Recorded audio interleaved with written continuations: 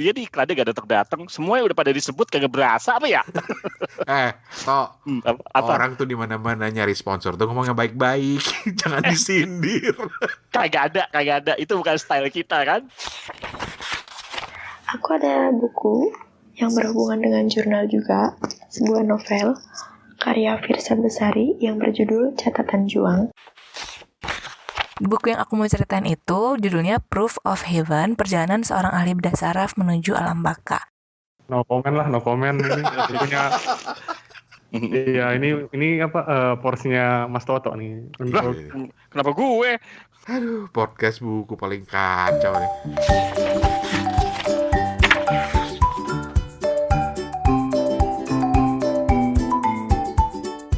Kita ketemu lagi di Kepo Buku. Ini Direkam. belum direkam ya? Oh ya, direkam dulu. Toto tuh selalu baik hati mengingatkan. Enggak, gue gak baik hati. Gue ogah aja ngulang rekaman. Gue orang jujur gue. Jujur ya, asik. Ya wes. Dan Kepo Buku kali ini ada 2 misi sebetulnya. Yang pertama itu kita akan memutarkan kiriman dari 3 teman kita, teman baiknya Kepo Buku, yang mau sharing review bukunya. Terus kita mau sedikit refleksi, karena ini season finalenya Kepo Buku untuk 2019. Seperti kebiasaan kita di Desember itu kita ini dulu dah, break dulu selama 1 bulan, ya nyari inspirasi, nyari ide, dan juga kalau gue sih karena banyak laporan tahunan yang harus gue kelarin. Emang lo accountant apa pakai bikin laporan tahunan? Ya pokoknya banyak laporan, planning tahun depan segala macam. Namanya juga masih jadi budak korporat. Susah emang kalau orang kerja kantoran ya. Iya emang, tapi ya begitulah. Pengen sih suatu saat nanti nggak usah kerja kantoran, jadi bisa rekaman Kepo Buku tiap hari gitu kan. Baca buku rekam gitu kan. Lu aja rekaman sono lo. Jontor bibir lo, gue mau nggak ikutan. Itu mimpi gue loh. Gue tuh pengen gitu ya, baca buku dibayar gitu. Baca buku, nge-review gitu kan. Itu mah gampang, jadi editor aja. Iya ya bener ya. Kalau nggak jadi wartawan khusus rubrik seni. Ya, nggak cocok karena ini nggak cocok. Dia biasanya jadi wartawan gosip dia, misalnya. Entertainment. Ya. Ya wes.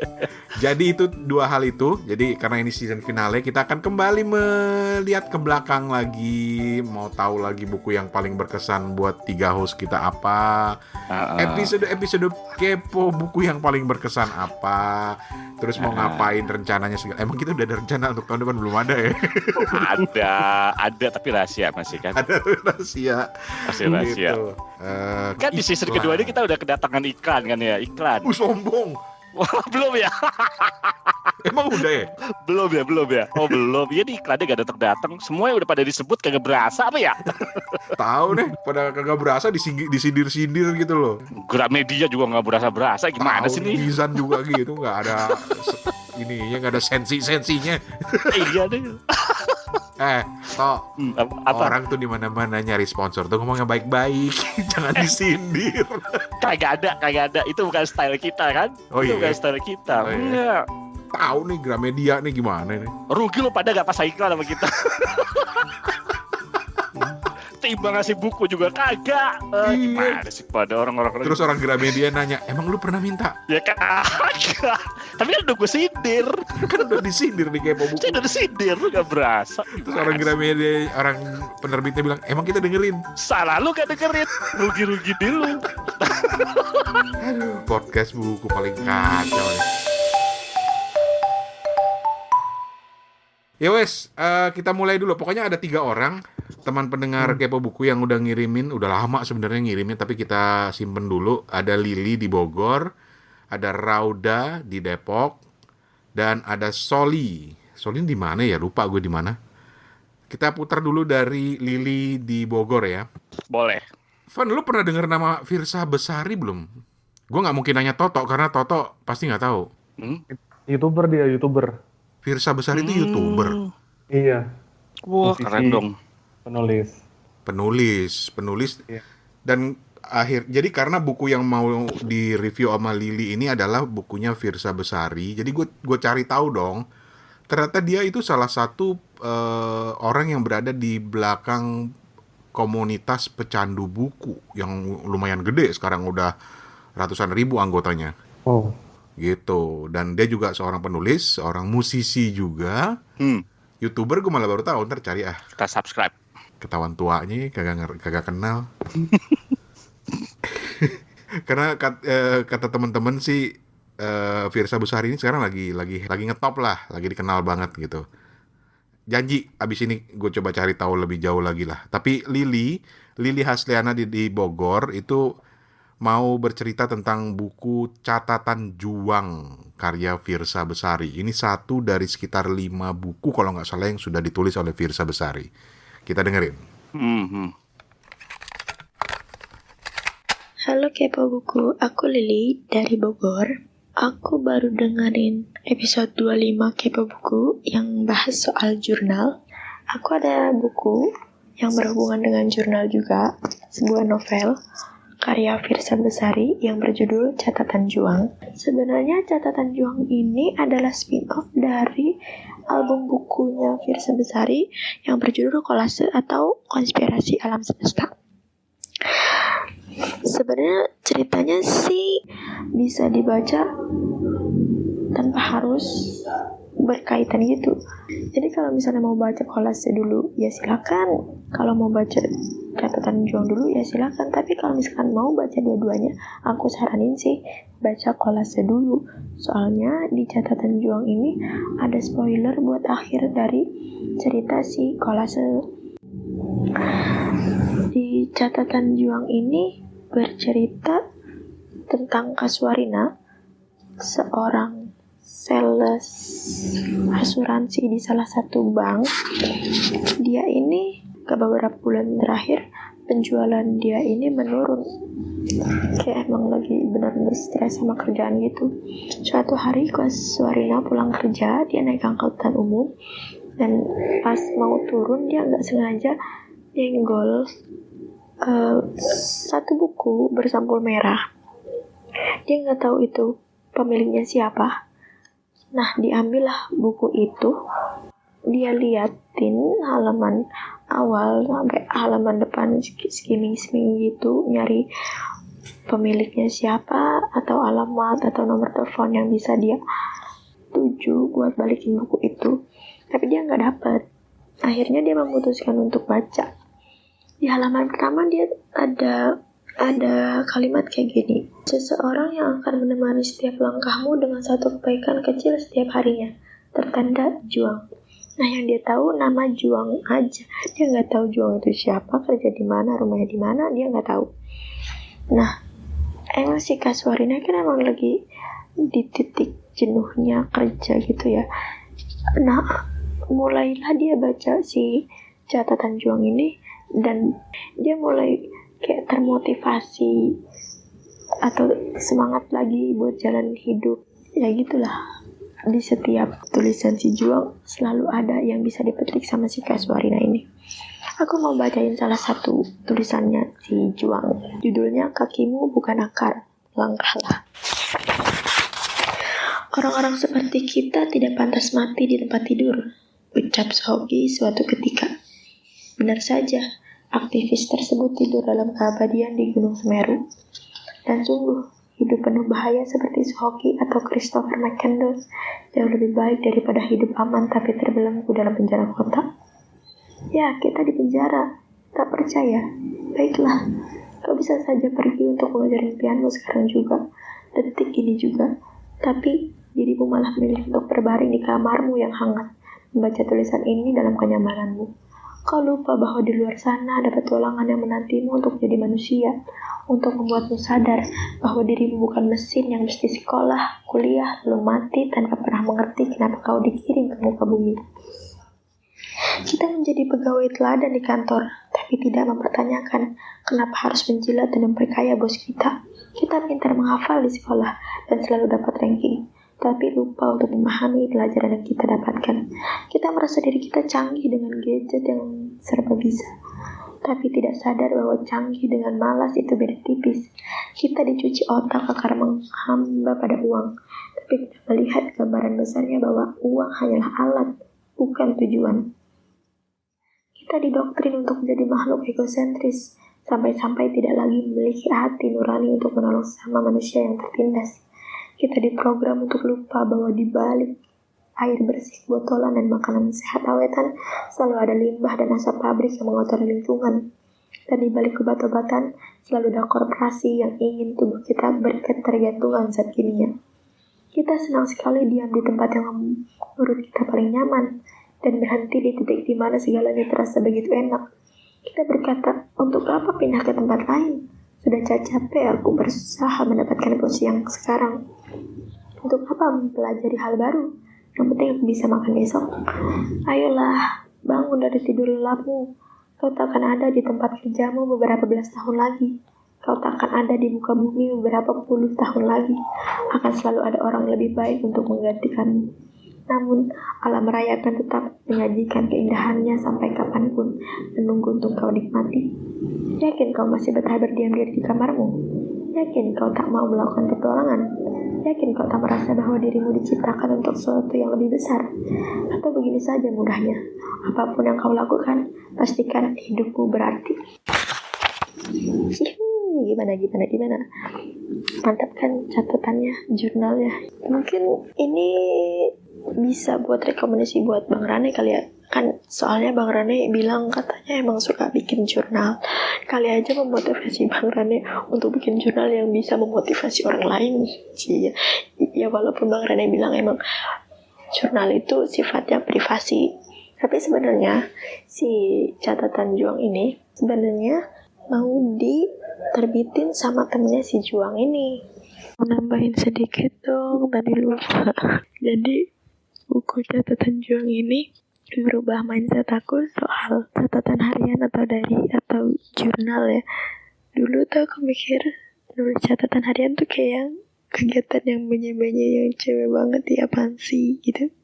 Tapi setelah baca buku catatan Juang ini, nggak tahu kenapa jadi pengen nulis jurnal juga kayak Juang. Mungkin bisa memotivasi orang. Ya mungkin nggak langsung buat dibaca sama orang. Mungkin kalau misalnya udah nggak ada gitu orang-orang pada baca kan, ya gitu aja sih tambahannya. Ya udah, sekali lagi makasih ya kayak buku. Ya, Lili Hasdiana di Bogor, terima kasih banyak. Jadi konsep bukunya menarik ya, tau ya, Van? Tapi gue belum baca sih, gue cuma baca sekilas doang. Maaf ya. Lu udah pernah baca? Udah pernah lihat. Oh, udah pernah lihat. Makanya gue bilang, gue belum baca full, gue pernah lihat aja. Steven udah baca belum? Belum. Yang baru aku baca tuh bukunya dia yang lain, Aralangka. Firsa Besari juga. Firsa Besari juga, iya. Tapi ya dari ceritanya Lili tadi gue suka karena ini, jadi Lili tuh tertarik sama episode 25 kita yang ngobrolin soal buku harian. Terus dari situ dia mengingatkan pada bukunya Firsa Besari. Jadi si catatan Juang ini cerita tentang seseorang yang menemukan buku harian terus mendapatkan wisdom dari buku harian itu. Yep. Terus si Lili juga tadi bilang jadiin buku aja tuh buku hariannya. Siapa yang mau baca buku harian gue? Tergantung buku harian siapa. Kalau buku harian lo mendingan jangan dah. Makanya masa gue bilang catatan harian seorang podcaster. Alah. Steven juga punya buku harian. Enggak, Van ya? Lu nggak nulis ya, Van ya? Enggak nulis, enggak. Kirain sejak episode 25 jadi tergoda punya buku harian. Kirain gitu. Iya, Van. Buku dong, bikin dong buku harian, Van. Ngetren dikit. Lili, terima kasih banyak ya. Ditunggu lagi cerita-cerita ulasan-ulasannya. Ulasan, Pak. Tadi gue bilangnya apa ya? Ulasan. Oh iya. Ditunggu ulasan-ulasannya. Dan aduh, thank you banget tadi ngutip isi bukunya panjang dan keren banget. Pokoknya thank you banget.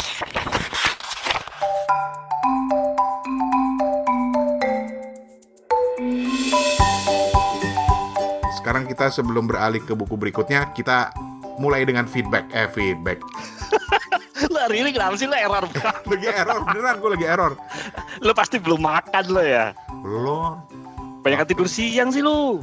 Kagak, habis bangun tadi tidur siang terus berenang terus belum makan. Itu gara-gara itu tuh olahraga segala sih, lo bisa kagak pakai olahraga sih. Biasanya nggak olahraga sih. Yaudah, mari kita merefleksikan ke belakang tentang Kepo Buku. Gimana, Fen? Iya. Kepo Buku setahun kita ini kita berhasil menelorkan 30 episode, dengan ini 31. Berarti kita lebih produktif apa enggak nih? Lebih produktif. Oh, oke. Gue yang tetap gak produktif ya, gue masih suka cabut ya. Tahu lo. Ya, sebuah pencapaian ya. Pencapaian lo, dengan segala kesibukan kita masih bisa survive dengan 30 episode, karena 2018 tuh kalau nggak salah cuma 18 ya, Fen ya. Nggak sampai 20 episode kan. Tuh. Kalau Steven sendiri, lo merefleksikan ke belakang perjalanan Kepo Buku gimana, Fen? Yang paling seru waktu kita bareng Mbak Opa, terus kita kedatangan penerbit Haru juga. Terima kasih udah mau sharing gimana membuat penerbitan buku gitu ya Bang ya. Kita jadi tahu dunia novel Asia gitu. Yoi. Salut deh untuk usaha penerbit Haru untuk bikin yang beda gitu. Dan kita juga kedatangan Mas Hikmat.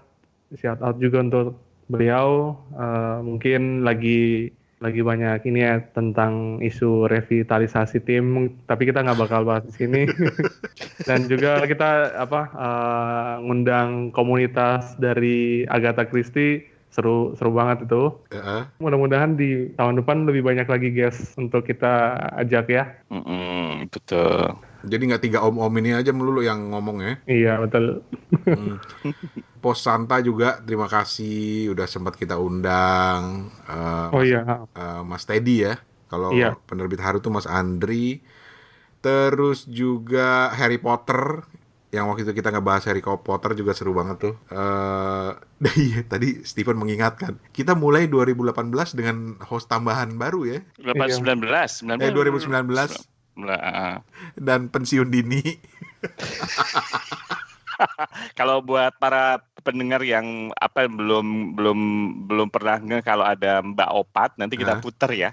Kita puter yang gila-gilanya aja.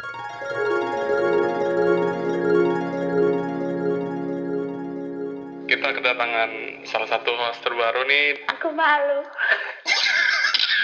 Ini di Kepo Buku nggak ada om, nggak ada mbak ya. Pakai panggil nama semua ya. Awas lo. Gak bisa.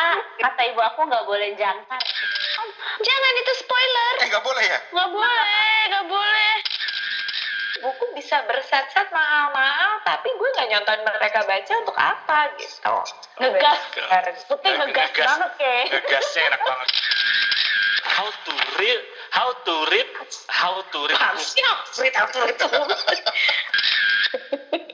Lo gak percaya gitu om, gue ngomong kayak gitu. Tentu saja terima kasih buat Opat yang sudah memberi nuansa di Kepo Buku yang selama ini hanya cowok-cowok semua, walaupun kemudian dia mundur karena berbagai kesibukan. Opat semoga bahagia di sisinya ya. Ketemu Mokat. Loh, yang bilang Mokat siapa? Dia kan mau merit, makanya dia mengundurkan diri. Serius loh? Nggak tahu, gue gosip aja, salahnya sendiri nggak kasih klarifikasi dan. Kita sih sebenarnya berusaha ngajak Opat waktu itu, tapi tidak bisa ya, berhalangan karena kita rekamannya hari Sabtu, dan hari Sabtu adalah hari yang tidak bisa diganggu gugat dia.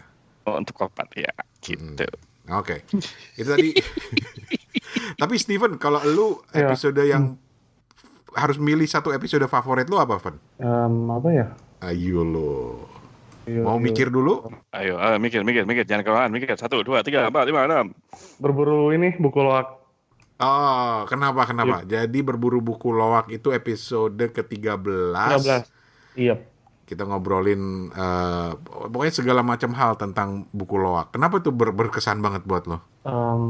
Ini satunya podcast di bulan Mei ya? Mei, tanggal 1 Mei. Kenapa ya waktu itu nggak ada rekaman ya? Oh iya.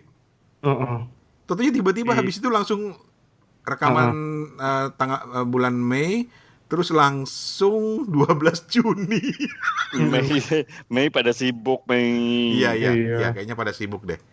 Benar. Tapi kembali ke kenapa buku waktu salah satu yang bagus, aku kira ada ada tips-tips dan trik untuk berburu di basementnya Blok M tuh.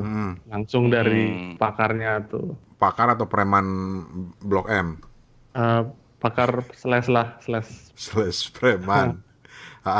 Terus rekomendasi buku untuk Pak Prabowo juga kita rerun ya di April 16. Kita rerun. Itu juga salah satu episode yang paling banyak didengarkan. Oke, itu episode favoritnya Steven.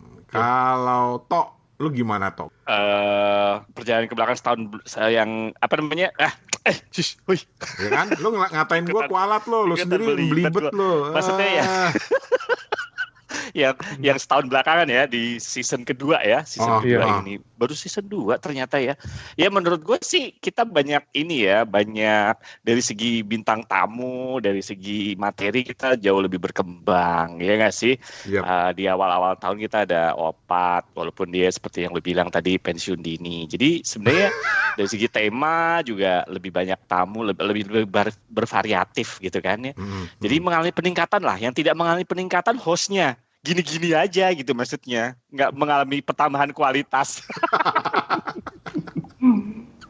Apaan maksud lu tuh? Gue main ketawa aja lagi. Maksud lu juga coba, lu maksud lu apa kalau ketawa semua lu? Iya, makanya. Ya, gue masih tetap gini, gue masih tetap kayak begini, masih ngocol-ngocol. Steven juga masih dengan pemalu-pemalunya. Lu juga masih belum langsing-langsing juga. Anjir, malah langsing yang diambil. Ya udah, sebelum kita puter satu lagi rekaman, gue mau tanya pertanyaan berikutnya. Dari semua episode yang menurut lu paling enjoy dan lu paling suka itu episode yang mana di 2019? Gue ya, gue itu episode yang paling suka ketika kita, ini juga soal utang yang harus kita bahas nanti mungkin di episode pertama di 2020. Apa tuh? Yaitu ketika kita ngomong bagaimanakah progress challenge kita di 2019. Itu episode yang kemana itu? Itu juga ini Maret apa ya? Yang pada ketawa semua pada belum melakukan. Ayo, kecuali Steven mungkin waktu itu. Tapi Steven waktu itu kagak rekaman waktu itu. Cuman gua sama lu sama Opat. Tantangan secangkir kopi. Jadi di awal-awal tahun kita saling menantang untuk membaca buku yang bukan our cup of tea, bukan buku yang menjadi kesukaan kita gitu. Steven ikut dong rekaman, ada kan? Enggak, yang waktu pas rekaman pada saat challenge dia ikut. Tapi pada saat reviewnya tuh kalau nggak salah di bulan Maret dia nggak ikut. Kalau kita pada ketawa ngakak. Iya. Tapi kita tahu Steven udah selesai gitu. Belum. Belum ya? Belum. Belum juga. Kacau lu pada lu. Parah nih podcast apaan sih? Podcast apaan nih? Kagak ada konsep di podcast nih, bro. Tahu 2019 setahun kita menantang, masa nggak ada yang dikerjain sih? Tapi lu udah terima kan buku Motingo Bushe lu, Steven kan? Udah. Gue juga udah beli tuh bukunya itu yang buku horor yang ditantangin ke gue. Gue juga udah. Tapi gak dibaca-baca ya Allah. Gue skimming masih, ya ampun, itu buku gimana sekarang ya? Palestine kan? Iya, Palestine gue. Opat sampai resign tuh. Itu jangan-jangan salah satu tujuan dia resign supaya nggak ditagih-tagih. Dia terbebani karena kita tantang untuk baca buku Dunia Sophie. Justin Gardner. Itu yang menurut gue paling ini. Selepasnya di luar itu kayaknya banyak ya. Jadi kalau menurut gue nggak ada satu episode yang menurut gue paling favorit. Menurut gue paling favorit yaitu semuanya yang rekaman sama Pos Hanta, rekaman dengan narasumber yang lain sih menurut gue unik-unik gitu. Jadi gue nggak bisa kasih salah satu lebih tinggi dari yang lain. Gitu. Oke, mantap. Bijak lo Tok, tumben. Iya dong, bijak. Sama jangan lupa kita banyak kiriman dari para pendengar. Ya. Itu gue suka banget. Paling seneng gitu di antara banyak juga DM masuk gitu kayak buku atau ke gue sendiri. Itu menurut gue apresiasi banget. Thank you ya atas apresiasinya, atas partisipasinya juga. Jangan bosen. Iya. Walaupun lama nggak kita putar-putar, kadang-kadang kita sendiri juga. Tapi kita baca kok. Kita kumpulin dulu. Tapi gitu. pelajaran lah buat kita, karena kalau ngelihat kecepatan orang yang ngirim reviewnya, kalau kita tungguin jadi lama kan. Jadi kayaknya emang bagus kita selip-selipin aja di setiap episode begitu ada yang ngirim ya. Betul. Ya, daripada ditungguin nanti jadi keburu basi gitu. Kayak yang berikut ini yang akan kita puterin.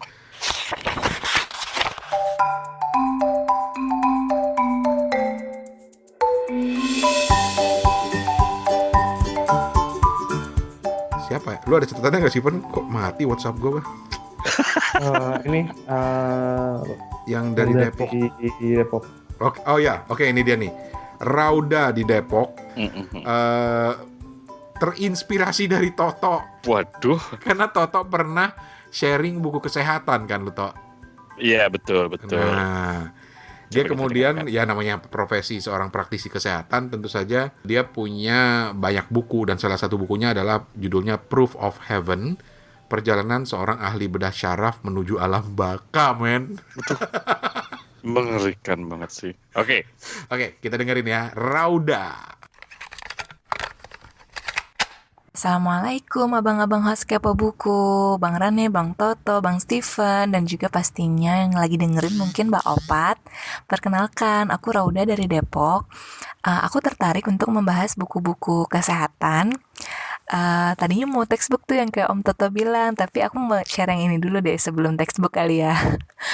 Buku yang aku mau ceritain itu judulnya Proof of Heaven, perjalanan seorang ahli bedah saraf menuju alam baka.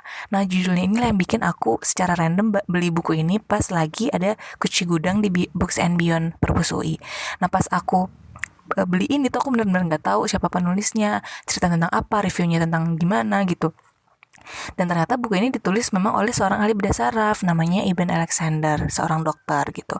Nah, aku baca pun aku nahan untuk nggak browsing, aku mau baca dulu gitu. Nah, pas baca tuh awal kayak ngantuk kan awalnya, tapi pas udah masuk ke pertengahan gitu, aku ngerasa ini menarik juga nih gitu.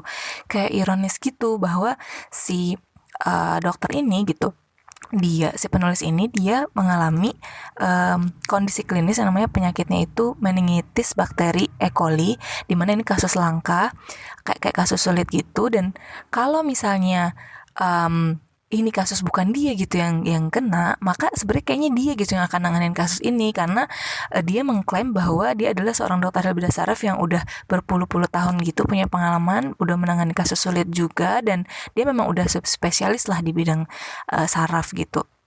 Nah, ironisnya itu justru dia yang kena dan dia masuk IGD, dia koma selama 7 hari.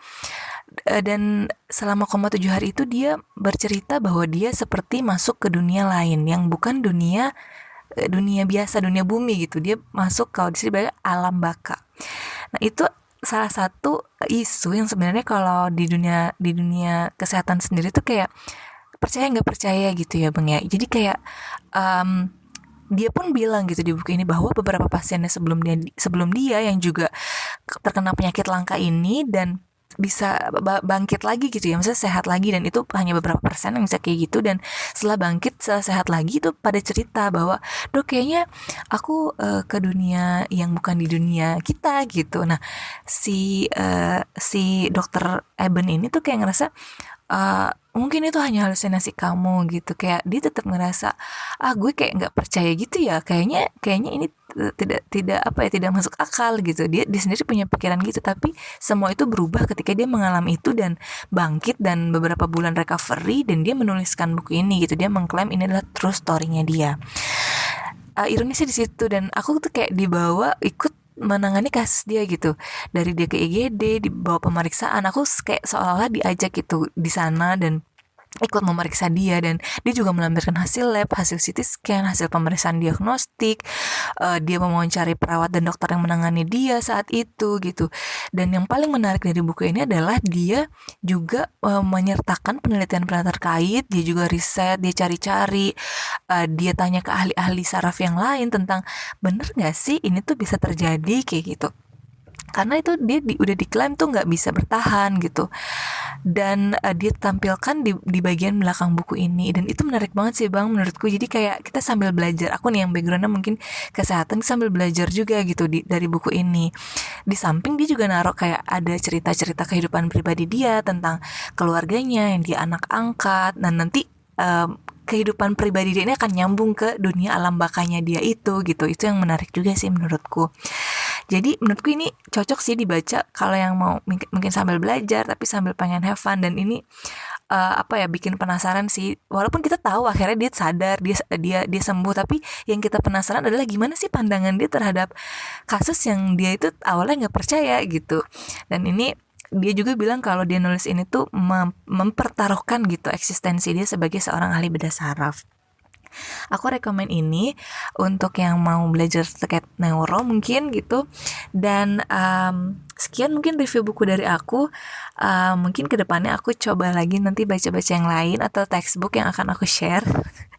Nah, dan terakhir aku mau bilang terima kasih nih buat Kepo Buku yang udah nemenin aku selama jadi pepes di komuter lain pagi dan petang, nemenin dinner station kalau nggak ada pasien, dan juga nemenin dinas malam aku yang sering sendirian. Terima kasih Kepo Buku, ditunggu cerita-cerita buku-buku yang lain yang menarik ya. Assalamualaikum. Oke. Ada yang komen? No comment lah, no comment ini punya. Lu kenapa no comment, Fen? Ini termasuk apa ya? Termasuk cerita near death experience gitu kali ya? Emang NDE. Gitu ya. Near death experience. Lat Steven tadi no comment kenapa lu, Fen? Iya, ini apa porsinya Mas Toto nih untuk Kenapa gue? ya, untuk menjelaskan hal-hal ilmiah di balik itu. Gue nggak ngerti kalau ini, tapi gila yang susah-susah dikasih ke gue lu. Gue kan pernah baca buku kesehatan, kagak buku near death experience. Rauda juga janji mau sharing buku-buku kesehatan yang lain. Bahkan dia bilang kalau ada textbook ntar dia mau sharing. Kayak Grey Anatomy gitu ya. Lu bayangin review buku anatomi gitu. Oh iya, kayak Grey Anatomy gitu. Pusing deh itu. Yang buat gue menarik, gue belum baca tapi gambaran dari ceritanya Rauda tadi yang menarik buat gue masih ketawa. Steven no comment langsung. Jarang-jarang lo Steven no comment. Tapi yang menarik itu adalah karena si profesor ahli bedah syaraf ini ya tentunya dia adalah orang yang dari dunia ilmiah gitu ya. Terus dia menghasilkan sebuah karya yang melibatkan urusan dengan sesuatu yang gaib. Yoi. Karena pengalaman dia di alam gaib itu kan nggak bisa dijelaskan secara ilmiah kan? Gimana coba lo mau jelasin? Itu gue jadi ingat sesuatu tuh kalau kayak gitu. Gimana? Apa sih? Lu biasa ilmiah, lu percaya sesuatu yang ilmiah, tiba-tiba lu mengalami sesuatu yang nggak bisa dijelaskan secara ilmiah. What movie is that? Contact. Nah, itu kayak gitu. Ya kan? Ya akhirnya kita harus percaya bahwa ya entah apapun itu ada sesuatu yang kadang-kadang belum bisa kita nalar. Nalar kita itu tidak sepanjang fakta yang ada di dunia ini atau hukum yang ada di dunia ini gitu kan. Even itu ilmiah kadang-kadang kita juga nggak bisa ya ilmu kita belum menjangkau aja sampai ke sana gitu. Itu yang menurut gue sih insight-nya yang harus kita ambil itu seperti itu. Terserah lu mau ngelihat dari sisi mana kalau menurut gue, tapi nalar kita selalu terbatas. Iya sih. Kalau menurut gue gitu. Dan karena Toto tadi merujuk ke film Contact itu kan udah jangan panjang. Enggak. Jadi subjektif. Jangan panjang loh. Soalnya itu film favorit. Gue cuma bilang gini, kalau dia merujuk ke film Contact, di Contact itu kan juga ada sosok yang orang ilmiah banget gitu. Ilmiah banget. Di satu sisi ada yang religius gitu ya. Betul. Tapi yang bikin gue ketawa adalah si Jodie Foster ini, si Ellie Arroway ini, dia super ilmiah, dia sampai nggak percaya agama segala macam, tapi di setting sedemikian rupa oleh penulisnya bahwa di akhir ketika dia harus menjelaskan perjalanan dia, pengalaman dia ketemu makhluk luar angkasa, iya. Itu semua harus didasarkan pada lu percaya aja dia sama gue. Jadi gue rasa si Profesor Eben Alexander ini ketika dia koma, terus dia cerita tentang perjalanan dia setelah kematian, ya mau nggak mau, udah lalu percaya aja gitu. Iya, makanya begitu ya. Sebab susah kalau kayak gitu ya. Gue juga nggak bisa bawa buktinya di depan lu kan. Yang penting that's my experience kan kayak gitu kan. Makanya ya susah juga gitu. Dan gue jujur jadi tertarik loh, sampai gue googling, terus gue ketemu satu bahwa Profesor Eben Alexander ini pernah, atau buku keduanya, yang pertama itu kan yang dibahas sama Rauda ya. Buku keduanya lebih serem lagi judulnya nih. Steven lebih no comment lagi pasti nih. Judulnya The Map of Heaven, How Science, Religion, and Ordinary People Are Proving the Afterlife. Jadi dia udah merasa pergi ke afterlife, hidup setelah mati, terus dia kemudian cari temen nih. Ada nggak yang udah pernah gitu? mungkin gua nggak tahu. dia ngumpulin cerita yang lain karena banyak kan cerita orang yang pernah ngalami koma, pernah mokat gitu kan ya, terus tiba-tiba hidup lagi gitu. Betul. Oke. Menarik. Rauda di iya. Depok, ditunggu buku teksnya berikutnya tentang apa. Jarang-jarang lo kita kedapatan atau masuk list buku yang seperti ini loh. Terima kasih banyak. Yoi. Dan itu yang gue suka dari Kepo Buku Fun. Banyak buku-buku yang gak terduga gitu loh. Iya. Banyak buku-buku yang menarik banget. Dan ternyata itu bisa menginspirasi yang lain. Seperti Rauda terinspirasi dari Toto yang waktu itu sharing buku tentang apa sih, Tok? Penyakit kulit apa gitu ya, Tok? Bukan, autoimun waktu itu. Penyakit kulit.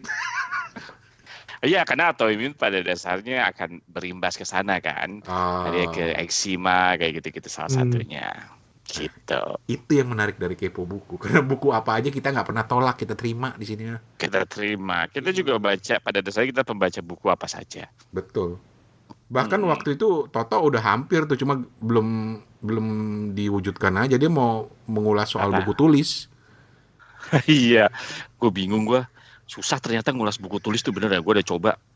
Udah gue ringkas gitu, susah juga. Lebih susah. Nggak ada tulisannya, men. Susah bener gue. Steven juga waktu itu katanya mau ngulas ini kan, Sinar Dunia. Itu buku tulis juga. Nah, yang belum kesampaian di 2019 ini, padahal gue pernah approach orangnya, adalah ngebahas soal buku resep. Oh iya. Kan banyak tuh yang menganggap remeh buku resep ya. Ya itu kan cuma petunjuk-petunjuk cara memasak aja gitu. Tapi gue punya teman yang bahkan dia bisa cerita banyak tentang buku resep karena dia punya koleksi buku resep yang banyak banget. Ngomong-ngomong buku resep nih, kemarin aku download di apps ebook, nyari ini tentang resep nasi goreng gitu. Kebetulan pengen masak nasi goreng gitu. Jadi masak nasi goreng pakai jadi resepnya. Iya. Jadi terus nasi goreng aja tuh ada banyak banget bukunya, judulnya. Ya, banyak banget judulnya dari penulis-penulis Indonesia untuk itu temanya nasi goreng aja. Jadi bener-bener kayak ayolah. Tapi gue setuju sih sama Steven, karena kalau misalnya ngomongin nasi goreng aja tuh, kalau kita sering jalan-jalan itu ya, kalau ya Ren ya, terutama buat lu ya sama gue gitu ya, yang memang udah pernah tinggal di luar tuh, nasi goreng tuh banyak banget emang variannya ya. Gue pikir tuh dulu nasi goreng, jadi bahas nasi goreng nih. Nah, gue pikir nasi goreng itu cuman khas Indonesia, ternyata enggak ya. Kayak di Malaysia itu ada nasi goreng kampung, itu ada dikasih kangkung dikit. Ntar di Thailand ada nasi goreng beda-beda lagi ya. Serius, nasi goreng dipakai kangkung? Oh iya, nasi goreng kampung namanya gitu. Ntar ada lagi nasi goreng ikan masin ditambahin ikan asin. Tapi ini nggak nyambung dua-duanya nih. Apaan? Toto bilang nasi goreng kampung, Steven bilang nasi goreng kangkung. Loh, enggak. Tapi maksud gue, nasi goreng kampung itu dikasih kangkung, bener. Oh, oke. Tapi nama nasi goreng ini bukan nasi goreng kangkung, nasi goreng kampung gitu. Bahkan di Amerika Selatan sana ada sejenis nasi goreng ya, mungkin gue akan diprotes ya sama orangnya, tapi ada paella. Apa tuh? Paella itu kan nasi yang dimasak bareng sama macam-macam kerang, pokoknya produk-produk seafood gitu. Itu kan nasi goreng juga. Ini kenapa jadi ngomongin makanan sih? Lah, kita yang pada dasarnya udah tahun depan kita tutup nih Kepo Buku. Kita jadi kepo makanan. Kepo makan aja deh. Ide bagus. Dietnya rusak semua. Tapi ya itu berangkat dari ide tentang buku resep. Jadi buku resep itu sebenarnya banyak hal menarik kalau gue cerita sama temen gue itu ya. Bahwa dia bukan sekedar cuma buku yang isinya petunjuk cara memasak, tapi juga banyak hal-hal menarik di situ. Dan bahwa buku-buku seperti itu penting untuk menyimpan hasanah kekayaan dunia kuliner kita gitu. Oke. Jadi gimana? Lu berhasil, Van, bikin nasi gorengnya? Ya terlalu berasa ininya bumbunya. Lah, maksudnya gimana sih? Gimana sih maksudnya? Enggak, maksudnya udah dikasih bumbu inti yang botolan, terus ditambahin bumbu yang serbuk, jadi terlalu micin gitu ya, terlalu micin. Ya itu nasi goreng baru, itu nasi goreng micin. Nasi goreng micin itu namanya. Nggak bener lu pada. Oke. Dan masih dalam rangka refleksi juga yang kita selang-seling dengan membacakan buku dari teman-teman pendengar Kepo Buku, gue mau ngajak lo untuk nebak dari 31 episode, menurut lo yang paling banyak didengar itu episode mana? Udah lagi dilihat nih sekarang nih. Dia lihat curang. Enggak, maksudnya lagi Bang Rane lihat nih di dashboard. Oh iya, ada gua. Datanya ada di dashboardnya. Gue cuma pengen nantang lo. Menurut lo buku yang, karena tadi kan kita udah sharing nih. Gue belum sharing episode favorit gue. Iya. Justru adalah episode waktu ngobrol sama gengnya Agatha Christie. Dion. Siapa? Dion dari komunitas Agatha Christie Indonesia, dan itu adalah episode yang favorit gue karena membuat gue akhirnya baca buku Agatha Christie dan gue enjoy. Itu episode favorit gue. Nah, pertanyaannya sekarang, kalau kita udah sharing episode favorit kita, kalau menurut lo Pade, justru yang menarik dari segi pendengarnya itu menurut lo episode yang mana? Menurut lo, silakan ditebak. Menurut gue, nggak tahu. Menurut gue yang Agatha Christie dah. Oke. Di luar rirannya Prabowo ya. Riran Prabowo dan Jokowi. Itu sih ya karena lagi musim pemilu ya pasti laku lah, banyak yang dengerin. Itu sampai hampir total tuh 2000 lebih gitu yang dengerin. Serius? 2000. Iya. Dari awal, bukan rirannya aja. Dari awal. Ya. Oke. Kalau Steven? Tebakanku ada 2 yang curang nih apa? Mana ada orang yang paling besar kok.